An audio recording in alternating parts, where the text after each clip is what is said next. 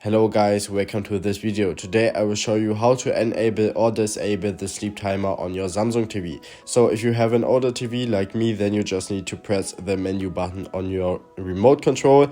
However, if you already have a smart TV with the smart remote, then you first of all need to click the home button, which leads you to the home menu, and there you need to go to the very left where you can find the settings, so just give it a click as well. And now we need to go down to the system settings. Go to the second option right here, which is time, and then we can see the sleep timer right here. As you can see, I have disabled this option. However, we can set our sleep timer for 30, 60, 90, 120, 150 and 180 minutes. So if I select 60 minutes, for example, and I don't press any button on my remote control for 60 minutes, then my TV shuts off automatically. So that's basically how easy it works. If this video could help you, please leave a like and subscribe. By the way, my goal is to reach 1000 subscribers on this channel, so if you want to support me, I would really appreciate if you were to subscribe to me. Thanks for watching and bye.